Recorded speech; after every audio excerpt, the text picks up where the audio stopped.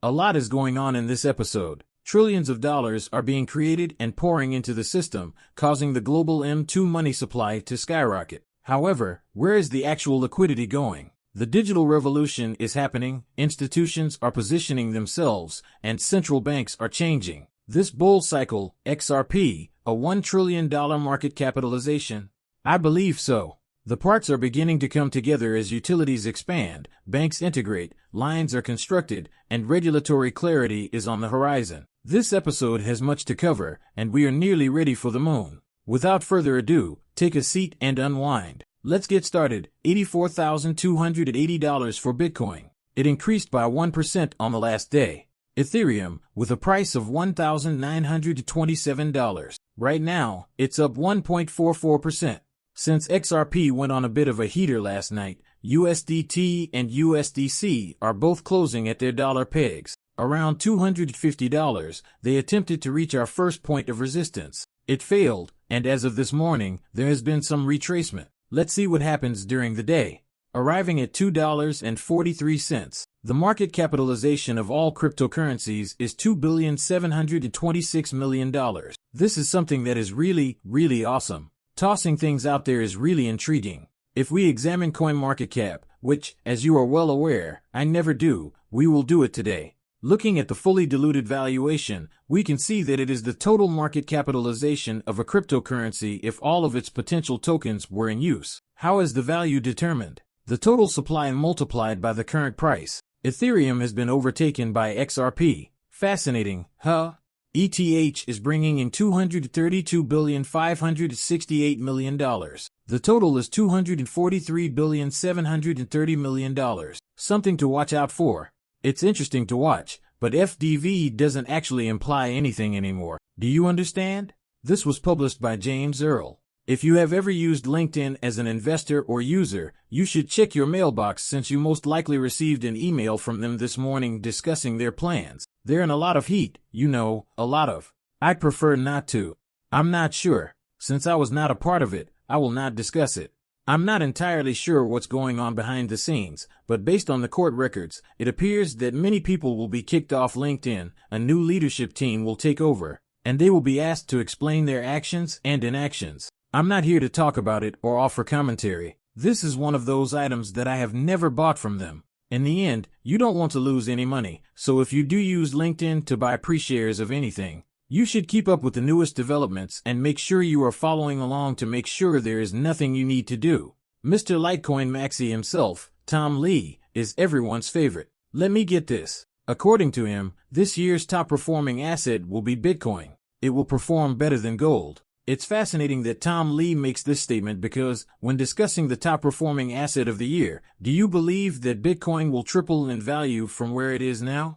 You put it at roughly $240,000. We'll refer to it as $225,000. Or do you think XRP will triple, bringing it down to about $7.50? Which do you think is more realistic? There are also a lot of other assets available, aren't they? However, this is simply maxi level multiplied by 100. Well, let's listen to Tom. From a shorter perspective, I believe that the actions taken by the new administration are currently rather disruptive, but they are also beneficial structurally because they are paving the way for the normalization of the U.S. deficit. And while things like these consumer confidence surveys don't support it, I do believe that animal spirits are making a comeback. Furthermore, we are aware that there are real-world productivity factors, such as artificial intelligence, that support investors' capital allocation decision. Of course, there will be more disruptions in the future, especially in the cryptocurrency space. I believe that Bitcoin remains our top pick for this year. Therefore, we believe it will outperform gold as the best-performing asset class. However, anchoring all of this is, in my opinion,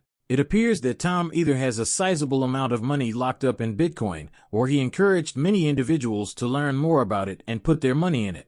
In my opinion, my man lives in La La Land. This was released by Michael Salla. He claims that while Bitcoin has been oversold, the global M2 money supply has grown significantly. This predicts that by May, Bitcoin will return to its peak of 100,000. Just so you know, it's not actually Michael Salla's account. However, the arguments being presented here are crucial. It's fascinating to watch the worldwide M2 money supply if you haven't before. This has been the indicator that has been most accurate in predicting the next direction of Bitcoin. Allow me to explain this to you. That's our M2, for those of you who are observing the yellow screen.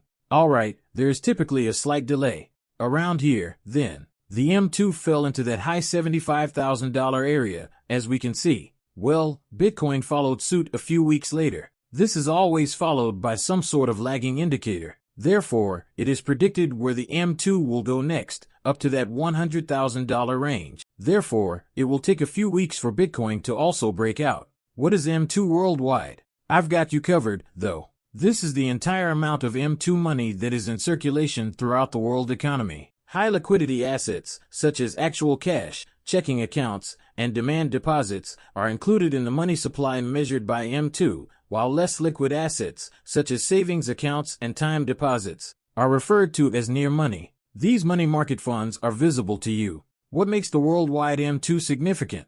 Well, it's really easy. Indicators of inflation, liquidity, economic health, and the effect on markets and cryptocurrencies. Investors are frequently drawn to hard assets like Bitcoin, gold, and real estate when the M2 rises, particularly as a result of central bank money printing. What caused the global M2 to spike during COVID-19, which occurred in 2020 to 2021? Well, stimulus packages and huge money printing. The Fed and other central banks started tightening in 2022 to contain inflation, which slowed the expansion of M2 and cryptocurrency. BRICS, Brazil, Russia, India, China, and South Africa came next. They are advocating for de-dollarization, which could affect the distribution of M2 worldwide. As you can see, if you go back in time, what occurred with COVID? M2 increased as more money was printed.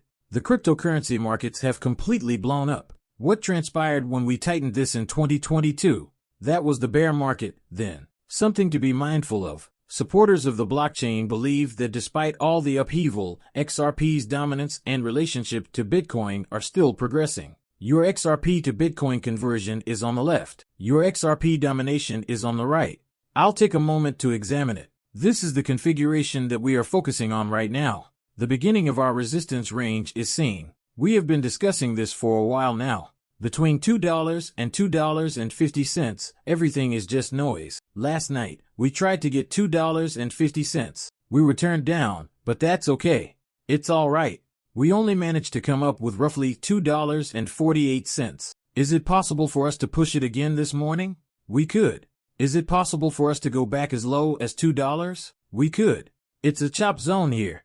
Until Bitcoin decides on its direction and method of launch. The crazy element of all of this is this. We are likely looking at a price range of $18 to $22 XRP, give or take, for the cryptocurrency to reach a $1 trillion market valuation. This cycle is very, very possible. Anyone who claims that XRP would not collect 1% or $1 trillion of a $7 trillion, $6 trillion, or even $5 trillion market is insane as long as we see the institutions genuinely investing in cryptocurrency and these markets reaching $7 to $10 trillion.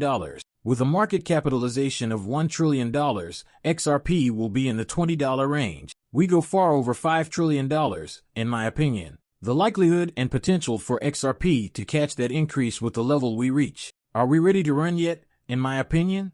Not quite yet. Not quite yet.